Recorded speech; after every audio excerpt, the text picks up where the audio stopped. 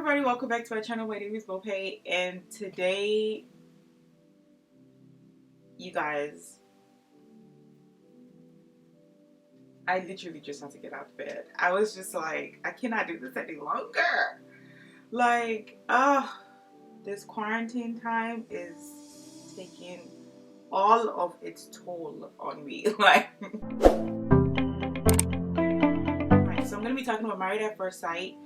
Season 10, they're in the 10th season. I can't believe I've watched all of the seasons, but either way, they're in the 10th season, and I'm going to be talking about episode 13. So that was the one that happened last week.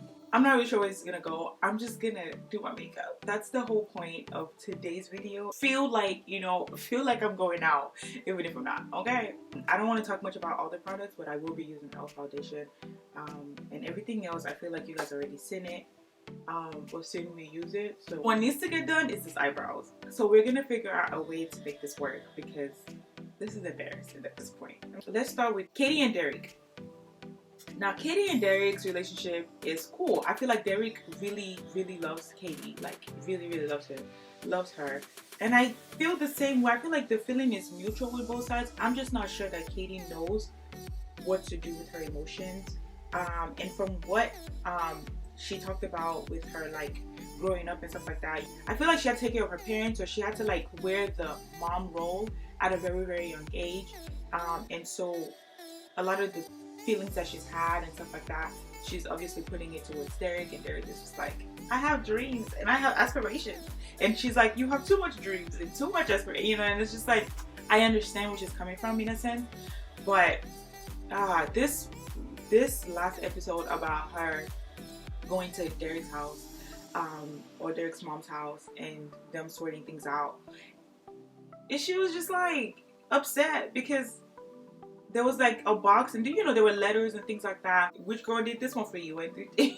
I'm just like, girl, this is your husband. Like, he's just telling you and showing you things from, obviously this is like elementary, probably even middle school, maybe even high school. Like, come on, this was like umpteen years ago. First of all, like, there's no need for you to get jealous, but you could tell that she was being jealous. I think she admitted it as well. One thing I could relate with her immediately from her story in the very beginning of the whole season was her health concerns and how she feels like she wants to go ahead and have like children earlier and stuff like that. And that part I was able to relate with. This man put you on his health insurance. Like, this is a big deal. Like, you don't need to question whether or not he loves you. Like, he clearly does. And Derek was like, he doesn't see himself falling in love in the first 6 months of their marriage, or even the first year of their marriage. And obviously Katie felt some type of way, as I think anybody would. Like, you can't make such statement and your actions are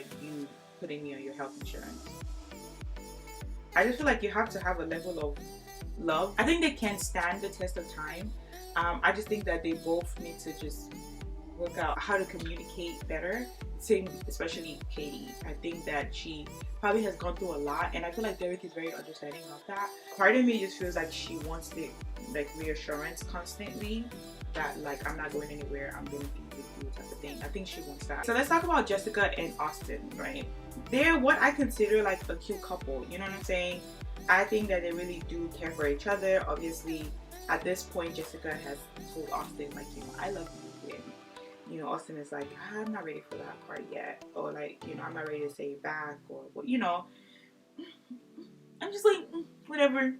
Because I feel like Austin is more so like, he's so hell-bent on, it's too soon. It has to be too soon to say I love you. And I'm just like, I feel like he wants to say it, but I feel like he's so hell-bent on time. I respect the fact that, he hasn't said it, or like he doesn't feel like he's ready. So he's not just saying it just because she wants to hear it, type of thing, But at the same time, I just feel like his reasoning behind it is, it's too soon to say it. I think they have a potential to make it last. I think they're very patient with one another, and I think that they handle their conflict as well. So I think they would be the one to pull through on this one. But yeah, that's all I really have concerning them. They're cute. Like, there's not like much drama. There's not drama at all, apart from the whole I love you situation. Let's talk about Taylor and Brandon. You guys, this is where the drama starts for real. Taylor and Brandon they're a cute couple too. Brandon is not my cup of tea. I don't know whose he's not my cup of tea, and the only reason I am saying that is because I feel like he still like has childish ways, and I'm not saying that Taylor does. To be honest, we all have our childish ways. I'm not even gonna front, right? So I mean, I'm only hoping and praying that like from this episode on, he's gonna be like pretty mature, because he was pretty mature in this part, the episode I'm referring to. So I mean, yeah. So the 13th episode, he seems to be pretty like taking it well. He just keeps the only thing about, I mean, a couple. The first thing that he did that turned me all the way off the fact that,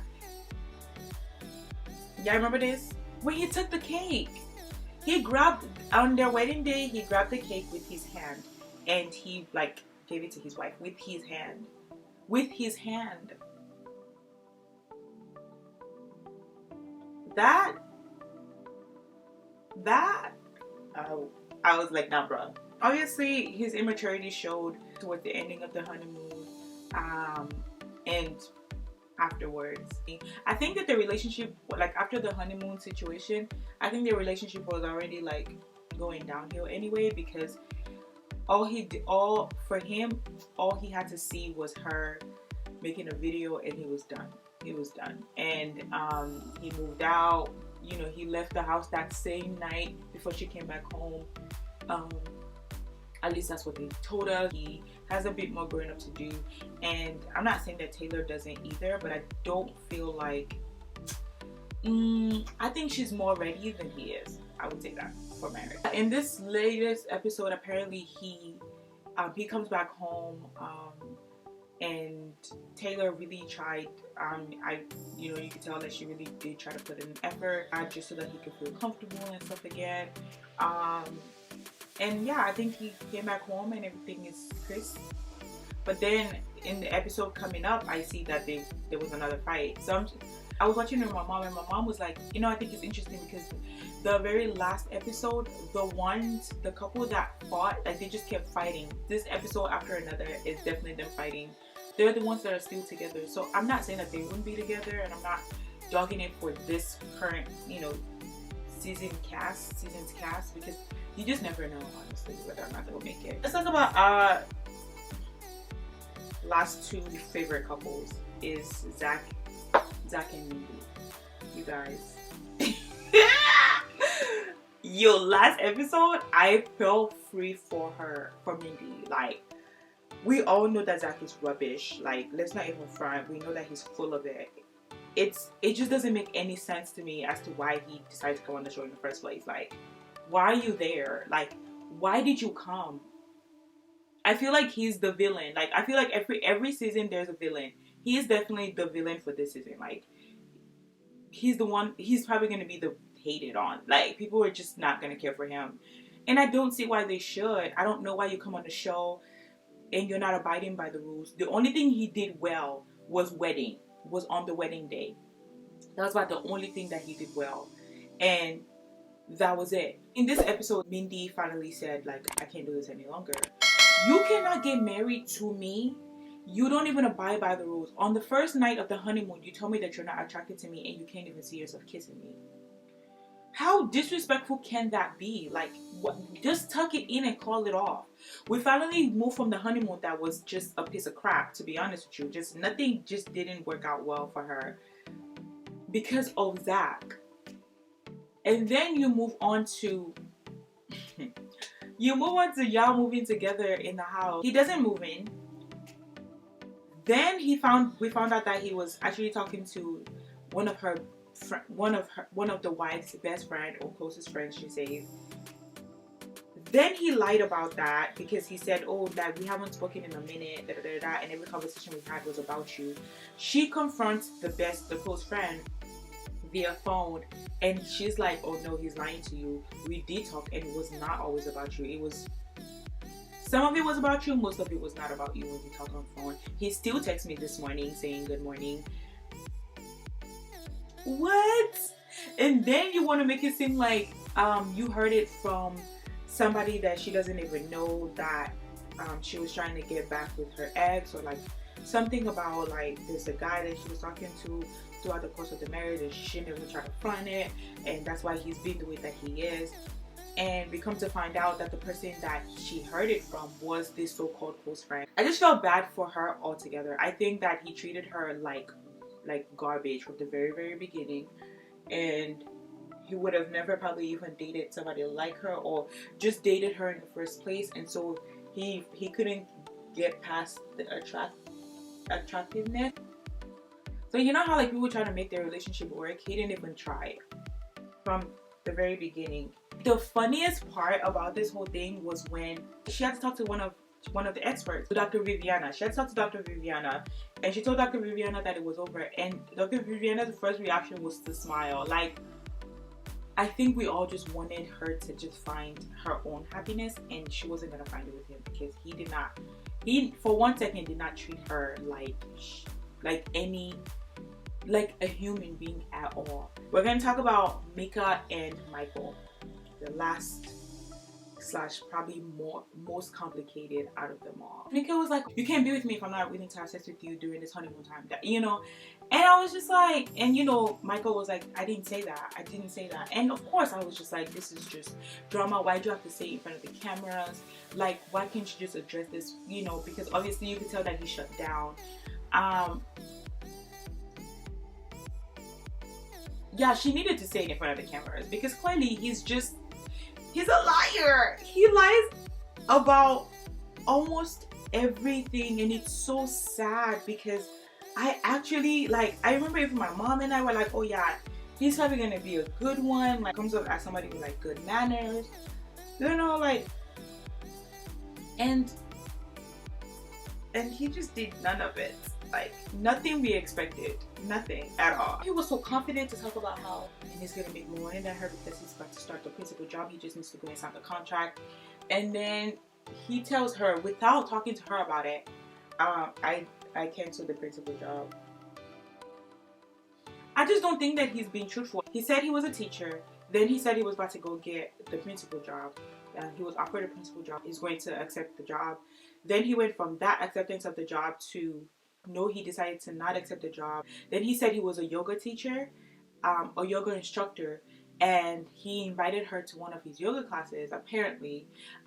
But then she went there. When she got there, she asked for Michael, and they were like, there's no yoga instructor by the name of Michael. However, there is a cleaner by the name of Michael, or I don't know if his job title was a cleaner or he cleans like the building or something like that. He cleans the room. I don't know. Then he said that no, he is a yoga instructor, but the person that gave him the job as a yoga instructor was not there, and there was a miscommunication, and the person that answered her ended up apologizing to him. But like, then he went from that, and I think Pastor Calvin had asked him like, so what exactly do you do? And he said he's a director of after school activities.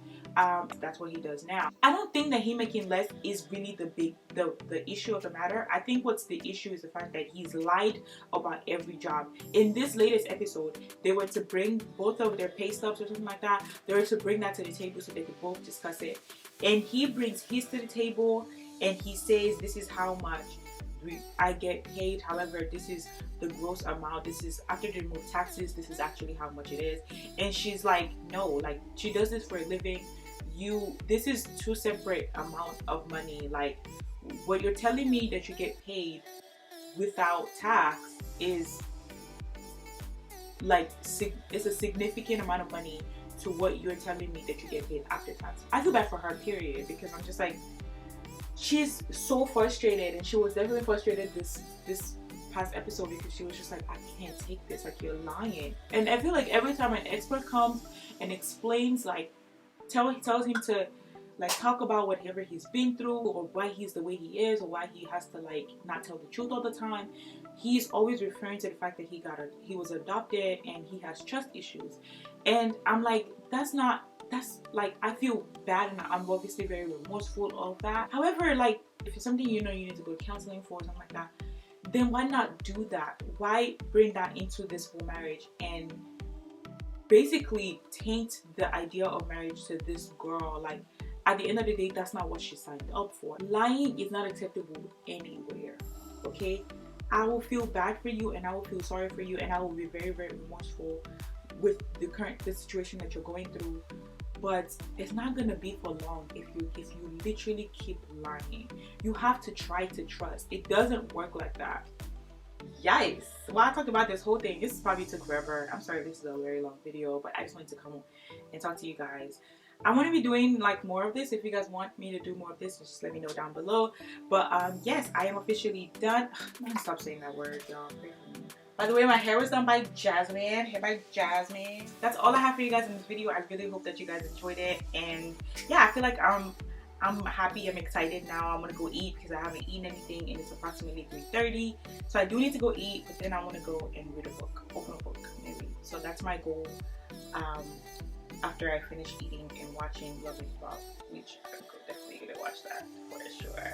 But anyways, yeah, I'll read a book. I promise I would at least do some work. I promise this is gonna happen. Plus, I need to edit this video and put this video out. By the way, like, what shows do you guys watch? Leave it down below. I feel like I watch very good shows, and sometimes I want to do like a, you know, watch the show type of thing, but I'm just like, I don't know if you guys want to be watching shows. Like, you probably don't even care for that. But altogether, I think Married at First Sight is a wonderful show. I wouldn't necessarily do it, but I will watch it because it's an interesting beginning, I should say, of marriage. And there have been people who are still married, and they're in their successful marriages based off of this show. Or so, you know, I think there's just a lot of factors that has to do with marriage that I don't think that me meeting my husband on the very first day is gonna quite work out for me. So this brings me to the very end of this video. I really, really hope that you guys enjoy it. Overall, the show is really nice, and I obviously love watching it. I don't think I'm gonna stop because it's the 10th season, and I've been watching it from season 1. So don't forget to like, comment, and subscribe to this video. Of course, if you like the content, and I'll be sure to catch you guys in my next video. Be good, be kind to yourself and to others around you. I'm not sure who is around you during this time, but still be kind anyway. Bye bye.